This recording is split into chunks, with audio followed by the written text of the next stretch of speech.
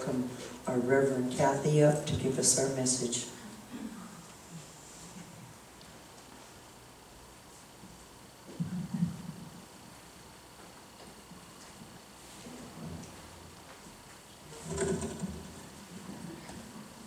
Good morning. Good morning.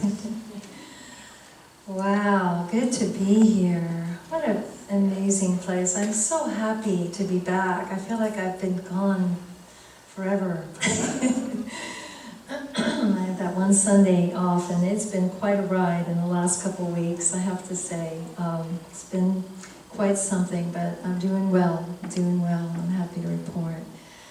And today, I'm speaking on keeping the faith during difficult times, which is just so perfect. So perfect. Wow. And I have to say, I have really loved the index cards that you filled out. You know, I had asked everybody about a month ago to tell me what you'd like me to speak on. And I really love the collection of cards I've gotten. I've certainly gotten enough for pretty much the next whole year of talks, and I chose 3 for this month. So these 3 are 3 that you requested. And this one was requested, Keeping the Faith in Difficult Times, and they added, especially during fire season. Yeah. So when I feel into what the question is here, how do we keep the faith during difficult times? I feel what's really being asked is, how do I deal with the fear and anxiety that I feel when I consider that I might have to face loss? Yes. Right? Isn't that kind of what we're asking? Yes. And we're also, you know, I feel like the question is also, how can I have faith while I'm facing difficult circumstances? What a great question. We all want to know that. How can we feel hopeful? How can we feel safe and at peace, even though challenging things might happen, or perhaps challenging things are happening, right? You know, a fire might happen, right? We might have to face evacuation, you know. Last summer, last fire season, actually last November, it was a long summer. You know, a whole town of people lost their homes, right? So we could lose our homes. So how can we be at peace anyway? Okay?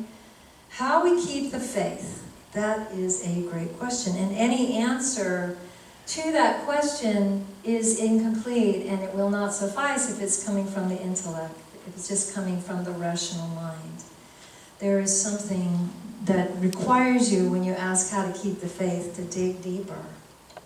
And we need something of the Spirit to truly satisfy us in answering how we face the unknown, right? How we face difficult challenges. So I was really thinking, what is faith? What is faith to me? And faith to me, when I really feel into it, it's a spiritual fortification. It's being fortified. It's feeling fortified spiritually. It's like having a spiritual safety net. Do you resonate with that? It's like having a spiritual safety net. It's a trust. There's something deep within our soul. There's something that we are connected to, something greater that will get us through. Does that sound like faith?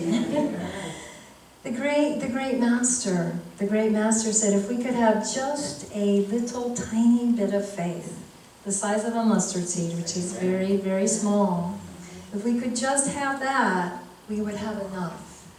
And I would say, we need to water that seed. We need to water that little tiny seed and grow it.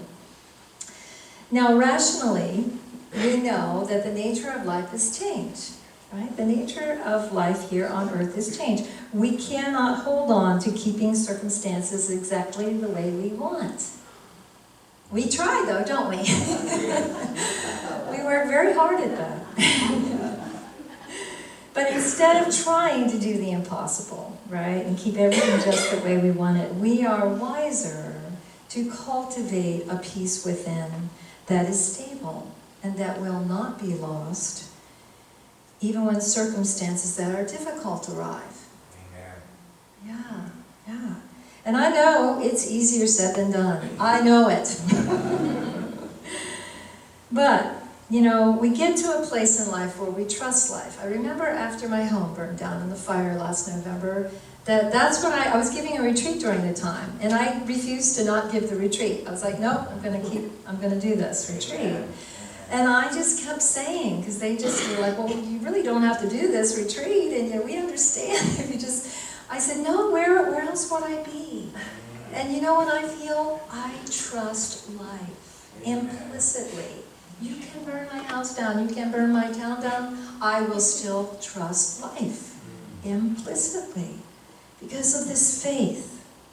Because of this faith. This faith that I have in life, and I know from this faith that I have in life, to say yes to life. Whatever it brings. What is surrender? Isn't that saying yes to whatever life brings, right? There's a scripture from Isaiah 41:10 that asks us not to fear the changes of the world. It says, do not fear, for I am with you. Do not be dismayed, for I am your God. I will strengthen you and help you. I will uphold you with my righteous right hand.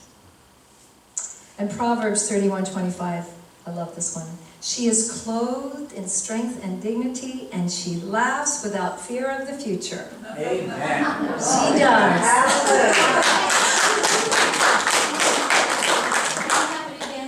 That's so good, I know. We could just repeat this for the next 20 minutes, and that's all we need. She is clothed in strength and dignity, and she laughs without fear of the future. Yes. Isaiah 43:2 says, when you go through deep waters, I will be with you. When you go through deep waters. I know some of us are going through deep waters right now.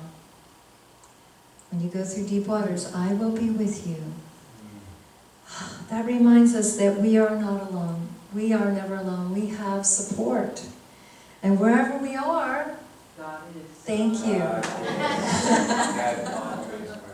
Wherever you are, and all is well. No matter how challenging it can be, you will get to that place where you feel all is well if you have faith. Now, you've probably heard that Sufi saying, have faith and tie up your camel. I think it's a Sufi saying. I love that saying. I've always loved that saying. Have faith and tie up your camel. What the heck? Tie up your camel? Obviously, it comes from the Middle East. But tying up your camel is being practical. It's like take action. Don't just depend on God and forget that God's within you. Right? So the tying up your camel part, as far as the fire goes, we clear the dead brush off our land. We get the pine needles off the roof. We get the pine needles out of the gutters. We put in a watering system. We have our bag packed. And let me tell you, if you don't have your precious photos scanned, scan those babies. Amen. Yeah, have that bag ready to go. That's tying up your camel, okay? So that's practical, that's easy, we can do that part. Now the having faith part, growing the faith, that means we use the spiritual practices that I talk about pretty much every week. We apply them, we practice meditation to calm our anxiety. It helps tremendously, but you have to practice it. And we learn to be more in the present moment. That's why I just do the simple breath meditation, because when we're breathing, we're not in the past or future. You can't breathe in the past or future. So when you at least make it a practice to breathe and follow your breath multiple times a day, you bring your attention into the present. And so you're not in the future worrying about when that fire might come, right? And you're not in the past thinking about how bad that fire was, so creating anxiety now. No, stay in this moment. Now, this moment now is pretty good, right? Amen. And it usually is. It's the mind being in the past or future that causes us so much suffering, right? So we use spiritual practice to get still, to quiet down, and to open up to a greater reality. I am so grateful that we have these beautiful prayer chaplains, new prayer chaplains in Kira, or, I don't want to say old prayer chaplain, but a prayer chaplain we've had. I am so grateful, Rosie. Thank you so very much. It really is important that we have people that support us in our prayer life and that support us in touching upon that deeper reality, that greater reality. Why do we want to connect to the greater reality? Because there's a whole world of existence beyond just this world. And there is a realm of heaven. There is a realm of spiritual peace that our soul can know directly. And when we're attuned to that, we can live in this world with all the fires and all the illnesses and all the problems that come and go, and we can never lose our connection to that greater reality when we never lose our connection to that greater reality if we touch that deep place inside. So I want to ask you, what do the big challenging events in our life, what do they bring us? What do they give us? Anybody? Understanding. Growth. Patience. Acceptance. Perspective. Deeper love. Yes. Humility. Very good. You guys are advanced. Yeah, I like this. What else? Lessons. That's it. So we can think of the big events in our life as advanced courses. They grow us, they serve us, they turn us into more awakened human beings. And they require courage, don't they? They require bravery. I was reading some provocative writing from an author, Robert Schwartz, and he said that we create blueprints, that we create plans for our soul growth before we take birth. And that we sometimes sign up for very advanced courses. And another thing that he said that touched me very deeply, he said, those who choose to incarnate here on earth, to come here to earth, are viewed throughout the universe by other beings as the most courageous, as the most brave. And that only the most courageous of all beings will choose to incarnate here. I was like, that feels right. We are spiritual warriors. And this life certainly requires bravery and courage. It certainly does. So I want to tell you a story about an amazing man. And I just read this week, and it was so moving to me. So there was this man who had something happen to him that all of us would dread, that all of us would hope would never happen to us. And even so, he had the worst, almost the worst thing possible happen to him. He went on to become president of the United States. And he, to this day, is known as one of the top 3 greatest presidents that we've ever had. Franklin D. Roosevelt. August 10th, 1921, he woke up in the morning and he was like, let's go sailing. He loved to sail, and he took his wife and his kids and they all went sailing. And by the evening, he wasn't feeling well. He had a fever, and he went to bed. He skipped dinner.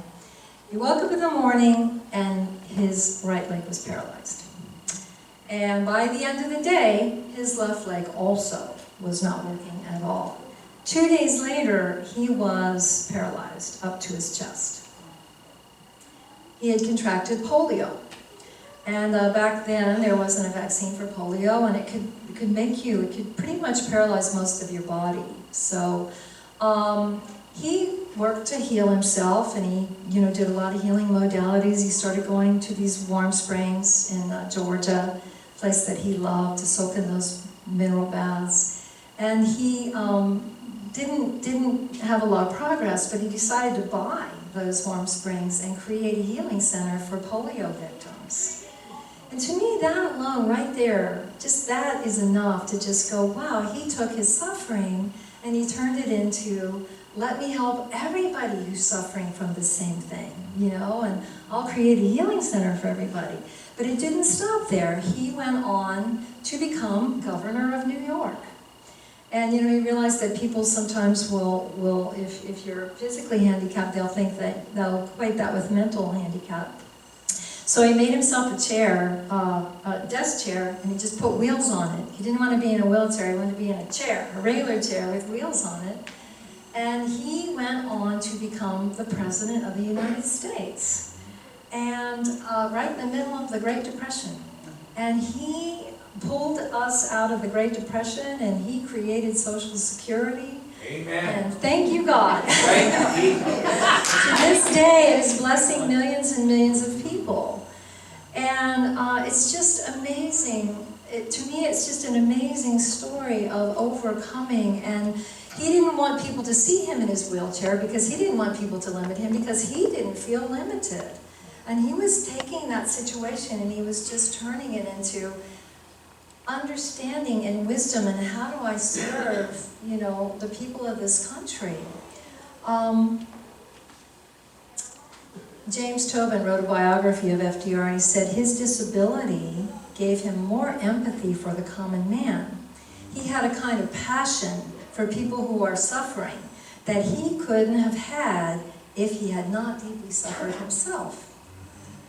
So, he wanted everyone to be secure. He wanted people in their elder years to be taken care of. He didn't want people to be poor or destitute or forgotten. My mom has paid into Social Security her whole life, and now I am so glad that she gets it. And she lives a modest lifestyle, but she's comfortable. She has her needs met. And so I thank FDR for that. Eleanor Roosevelt, Franklin's wife, said, Franklin's illness gave him strength and courage he had not had before. He had to learn the greatest of all lessons, infinite patience and never-ending persistence. So I'm sharing this story today because I feel like we judge our difficult life experiences as misfortune. We judge them as unfortunate. And I think there's something we gain that we aren't recognizing. And I have a term for it. I came up with this new term. I think I'm going to write a book with this title. And that is that it's soul fortune. Okay? It's not misfortune. It's not unfortunate. It's soul fortune. I've never heard that anywhere, but that just feels right. And I would define soul fortune as that which makes you grow tremendously in this life, right? And it's those challenges that turn you into a beautiful being in your heart and soul.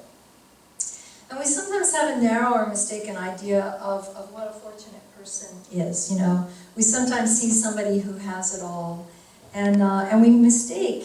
The mistake we make is we think people that are facing cancer, or people who are differently abled, or people who lost their homes in the fire, or people who've gone through addiction, we think they're unfortunate. But we don't know the fortune that their soul is gaining through that experience. Amen. Wow. Yeah. Remember the scripture, store up your treasure in heaven?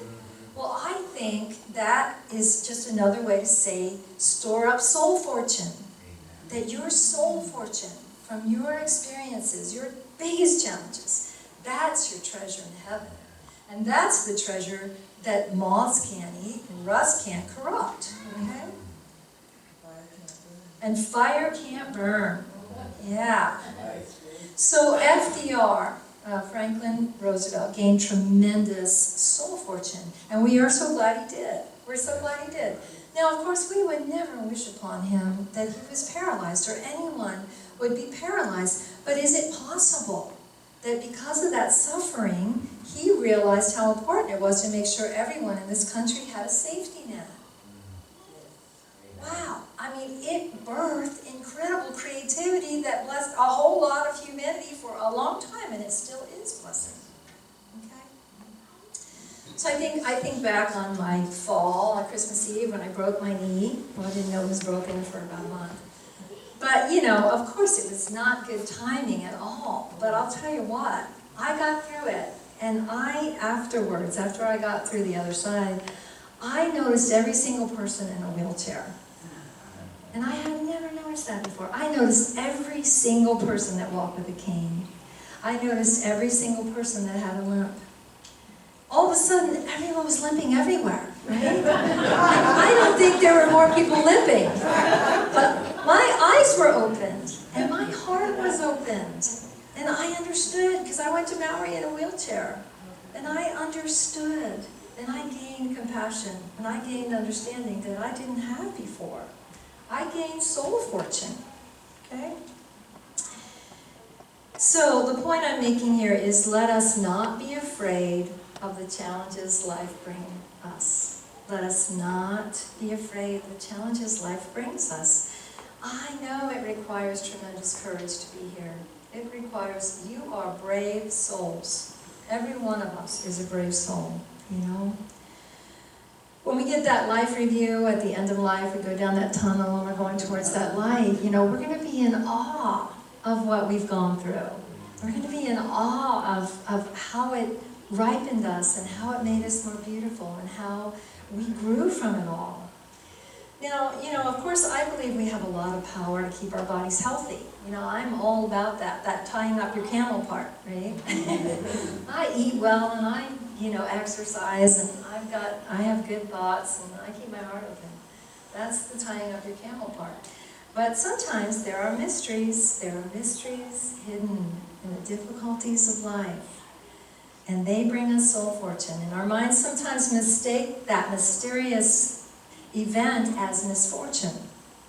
So don't be so quick to dismiss the hardship as something wrong, okay?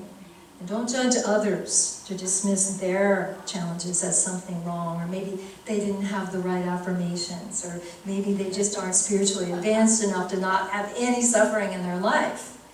That's not it, okay? That's narrow-minded. There's a poem by Hafiz. He says, don't surrender your suffering so quickly. Let it cut more deep. Let it ferment and season you as few human or even divine ingredients can.